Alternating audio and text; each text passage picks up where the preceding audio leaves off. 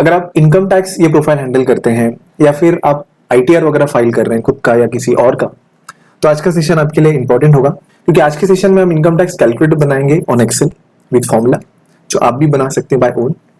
इससे आपको फायदा क्या होगा कि आप जब भी आईटीआर वगैरह फाइल करेंगे तो आपको पहले टैक्स का पूरा कंप्यूटेशन करना होता है एक्सेल में, तो वो आपको टैक्स का कैलकुलेशन मैनुअली नहीं करना पड़ेगा। एक बार अगर आपने कैलकुलेटर बना लिया तो फिर आप वो कैलकुलेशन ऑटोमेटिकली आपका एक्सेल आपको प्रोवाइड कर देगा। और सेकेंड चीज, अगर आप आईटीआर वगैरह फाइल कर रहे हैं तो आपको इनकम टैक्स कैलकुलेटर खुद बनाना क्यों आना चाहिए, इसका रीजन है क्योंकि एवरी ईयर कुछ ना कुछ चेंजेस होता है, तो आपको किसी थर्ड पार्टी सॉफ्टवेयर पे डिपेंड नहीं होना पड़ेगा। आप खुद ही इनकम टैक्स कैलकुलेटर में आपके बेसिक फॉर्मूलाज चेंज करके आप आपका कैलकुलेटर बना सकते हैं। ठीक है, तो एवरी ईयर अगर आपका चेंज हो तो आपको टैक्स कैलकुलेट करने में ज्यादा दिक्कत नहीं आएगी। तो ये कैलकुलेटर आपको कैसे बनाना है, ठीक है, करेक्ट है, वो हम डिस्कस करेंगे। तो सबसे पहली चीज समझते हैं कि सर हमें कैलकुलेटर की जरूरत क्यों है।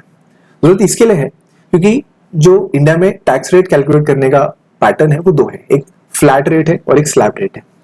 फ्लैट रेट का मतलब होता है जहां पे अगर आपका जो इनकम है, मान लेते हैं साल का 10 लाख रुपए है, ठीक है, तो आप डायरेक्टली 10 लाख के ऊपर जो आपको टैक्स रेट बताया जाएगा 20% 30% वगैरह, वो आप जो बेसिकली पे कर देंगे, जो बेसिकली पार्टनरशिप फॉर्म या कंपनीज को एप्लीकेबल होता है। बट जो इंडिविजुअल्स होते हैं ना, उनको स्लैब रेट फॉलो करना होता है। स्लैब रेट का मतलब कि आपकी जो इनकम है वो कौन से स्लैब में जो है फॉलो हो रही, उसके अकॉर्डिंग आपको जो बेसिकली टैक्स कैलकुलेट करना होता है, और ये आपकी स्लैब होती है। जैसे हमने यहाँ पे 10 लाख मेंशन किया, तो आप डायरेक्टली 10 लाख का जो स्लैब है 5 to 10 लाख, तो आप डायरेक्टली 20% उस पर कैलकुलेट नहीं कर सकते। ठीक है, आपको पहले फर्स्ट स्लैब कंप्लीट करना होगा, सेकेंड करना होगा, थर्ड करना होगा, फिर आपका पूरा जो टैक्स है वो कैलकुलेट होगा। तो यहाँ पे क्योंकि इंडिविजुअल का जो टैक्स होता है वो स्लैब वाइज होता है, तो यहाँ पे कैलकुलेटर काफी इंपॉर्टेंट हो जाता है, जिससे एरर कम होगा और आपकी चीजें जो है वो ऑटोमेटिकली कैलकुलेट हो जाएंगी। ठीक है, तो यहाँ पे हमने कैलकुलेटर बनाया हुआ है, और इसको बेसिक से हम बनाएंगे। तो मान लेते हैं अगर आपने इनकम 5 लाख भी मेंशन की, ठीक है, करेक्ट है, तो यहाँ पे आपको 5 लाख पे कैसे टैक्स आएगा वो आप बेसिकली यहाँ पे कंसिडर कर सकते हैं। ठीक है, करेक्ट है, तो ये कैलकुलेटर हम बेसिक से बनाएंगे। ठीक है, तो यहाँ पे हम एक ब्लैंक वर्कशीट पे आ जाते हैं, जहाँ पे हमने ओनली जो इंफॉर्मेशन है वो फीड करी है, जो वैल्यूज है वो हमने ब्लैंक रखी है। ठीक है, तो हमने एकदम बेसिक से कैलकुलेटर बनाएंगे, और अगर आपने कैलकुलेटर बनाना सीख लिया, लॉजिक आपको समझ में आ गया, तो आप न्यू टैक्स रिजीम हो या फिर कुछ भी चेंजेस हो, आप every year calculator by own बना सकते हैं। ठीक है, तो यहाँ पे हम नेट टैक्स इनकम फिलहाल बाय डिफॉल्ट 0 रखते हैं। ठीक है, अब यहाँ पे इंडिविजुअल की हम बात करें तो ओल्ड टैक्स रिजीम में 4 स्लैब होते हैं, तो मैं ओल्ड टैक्स रिजीम के हिसाब से आपको कैलकुलेट करके बता रहा हूँ। ठीक है, तो हमने क्या किया, जो 4 स्लैब है उसमें 2 पॉइंट बना दिए, that is lower point and higher point. ठीक है, तो जो पहला स्लैब होता है उसमें जो लोअर पॉइंट होता है वो 0 होता है। ठीक है, और जो हायर पॉइंट होता है वो 2,50,000 होता है, 2,50,000 होता है। ठीक है, बट ये 2,50,000 क्योंकि हमें कैलकुलेटर बनाना है तो हम मैनुअली नहीं लिखेंगे, हम इसके लिए फॉर्मुला सेट करेंगे। तो फॉर्मुला क्या सेट करेंगे, तो इसके लिए हम इज इक्वल टू इफ का फॉर्मुला सेट करेंगे। ठीक है, इफ एंड, ठीक है, इफ दिस इज मतलब नेट टैक्सेबल इनकम, उसको सिलेक्ट करेंगे, उसको डॉलर से लॉक कर देंगे, अगर ग्रेटर देन रहा 0, करेक्ट है, एंड क्योंकि 2 कंडीशन है तो हमने एंड लिया, और कॉमा देके यही वाली सेल अगर लेस देन और इक्वल टू 2,50,000 रही, 2,50,000 रही।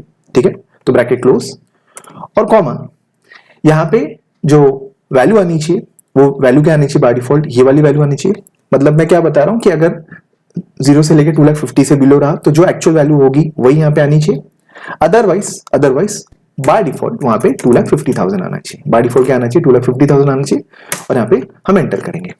सिंपल है, ठीक है, सिंपल सा फॉर्मूला। एक बार आपने फॉर्मूला सेट किया तो आप यहाँ पे फटाफट से जो स्लैब है वो आप बना पाएंगे। ठीक है, सेकंड स्लैब क्या होता है, सेकंड स्लैब आपका 2,50,000 से कितना होता है, 5 लाख होता है। तो यहाँ पे हम 5 लाख मैनुअली नहीं मेंशन करेंगे, यहाँ पे हम मेंशन करेंगे यहाँ पे फॉर्मूला। तो फॉर्मूला हमने कॉपी पेस्ट कर लिया, तो यहाँ पे हम जस्ट यहाँ पे जो वैल्यूज है F2 करके चेंज करेंगे। जो लोअर लिमिट होगी वो 2,50,000 हम कर लेंगे, और जो हायर लिमिट होगी वहां पे हम इसको रिप्लेस करके 5 लाख कर देंगे।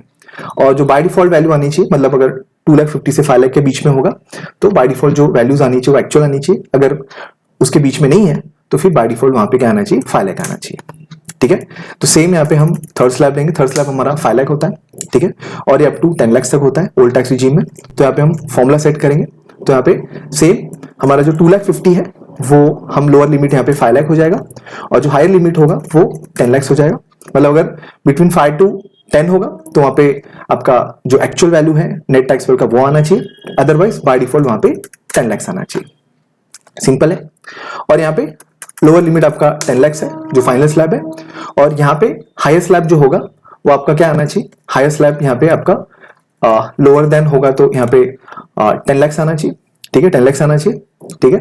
और हायर जो है उसका कोई लिमिट नहीं है, तो यहाँ पे अगर हम चाहें तो हमारा जो हायर का जो कंडीशन है वो बेसिकली हम यहाँ से रिमूव कर सकते हैं। तो हम यहाँ पे चाहिए तो एंड यहाँ से हटा सकते हैं, एंड यहाँ से हटा सकते हैं। तो यहाँ पे अगर हमारी मोर देन 10 लाख हुई तो एक्चुअल जो वैल्यू है वो आनी चाहिए, अदरवाइज बाय डिफॉल्ट वहां पे एक वर्ड आना चाहिए 10 लाख एंड अबव। क्या आना चाहिए, 10 लाख एंड अबव आना चाहिए। तो यहाँ पे क्या आ रहा है, अबव आ रहा है। तो आपका सबसे पहले एक ब्रैकेट बन गया 0 to 2 lakh 50, 2 lakh 50 to 5 lakh, 5 to 10 and 10 and above, ठीक है। तो अगर आप यहाँ पे आप देख सकते हैं, यहाँ पे आप टेस्ट करें तो 4 लाख 50 आप मेंशन करेंगे तो बाय डिफॉल्ट आप देख सकते हैं यहाँ पे 4 लाख 50 सेकंड स्लैब में आ गया। अगर आप इसको यहाँ पे 6 लाख मेंशन करते हैं तो आप देख सकते हैं यहाँ पे बाय डिफॉल्ट 6 लाख यहाँ पे आ गया, और ऊपर के जो स्टैंडर्ड स्लैब है वो ऐसे ही है, ठीक है।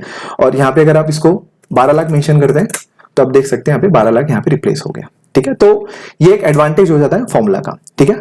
टैक्स रेट क्या होता है, फर्स्ट जो स्लैब होता है वहां पे टैक्स रेट 0 होता है, सेकंड में 5% है सर, थर्ड में 20 है, और फोर्थ में आपका 30 है। सिंपल है। अब यहाँ पे हम देंगे टैक्स अमाउंट के लिए फॉर्मूला, ठीक है, टैक्स अमाउंट के लिए फॉर्मूला देंगे। तो यहाँ पे formula again same, is equal to if and अगर ये वाली जो वैल्यू है, ठीक है, ये वाली जो वैल्यू है अगर वो, इसको हम लॉक कर लेते हैं, ग्रेटर देन 0 हुई, कॉमा, और यही वाली वैल्यू अगर लेस देन कितनी हुई, 2 लाख 50 हुई, कितनी हुई, 2 लाख 50 हुई, तो कॉमा देके यहां पे वैल्यू क्या आनी चाहिए, यहां पे वैल्यू क्या आनी चाहिए, तो यहां पे वैल्यू आनी चाहिए हायर माइनस लोअर। क्या आना चाहिए, हायर माइनस लोअर आना चाहिए। ब्रैकेट क्लोज करेंगे, ठीक है, और उस पे ये रेट आएगा। मतलब अगर ये वैल्यू 0 से लेकर 2 लाख 50 के बीच में होगी तो ये 2 लाख 50 को रिप्लेस करेगा, और उसके सिचुएशन में ये दोनों का डिफरेंस उस पे tax rate, otherwise by default क्या आना चाहिए, 0 आना चाहिए। बाय डिफॉल्ट क्या आना चाहिए, 0 आना चाहिए, ठीक है। तो यहाँ पे हम 0 आ रहा है बाय डिफॉल्ट।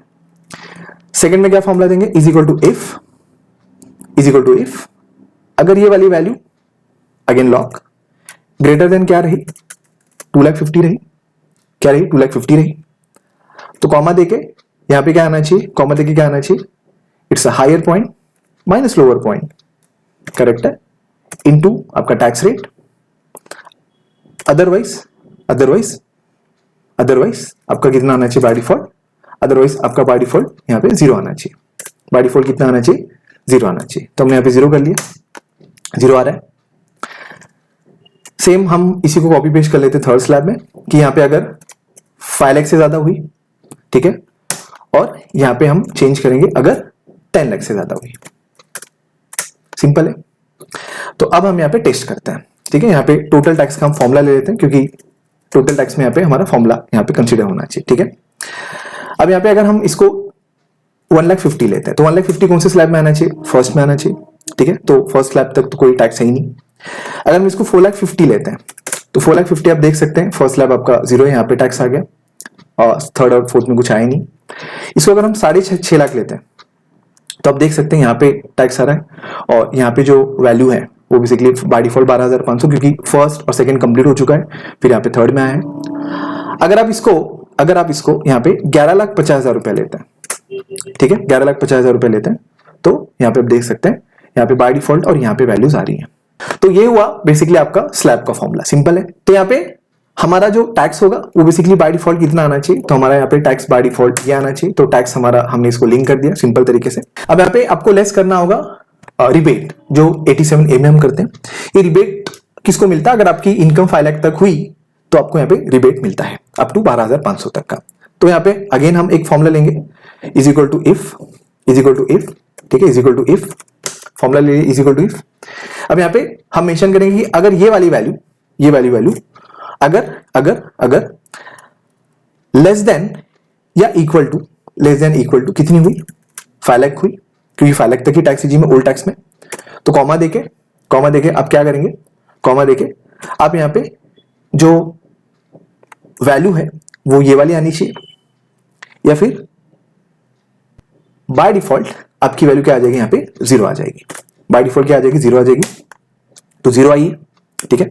अगर हम यहाँ पे लेते हैं 4.5 लाख, करेक्ट है। तो यहाँ पे ऑटोमेटिकली 10,000 आया, बट ये रिबेट माइनस होना चाहिए, तो मैं यहाँ पे इस फॉर्मूला में माइनस का फॉर्मूला लगा दूंगा। ठीक है, करेक्ट है। तो यहाँ पे मैंने माइनस कर दिया तो ऑटोमेटिकली लेस हो गया। अब नेक्स्ट हमें ऐड करना है यहाँ पे सरचार्ज।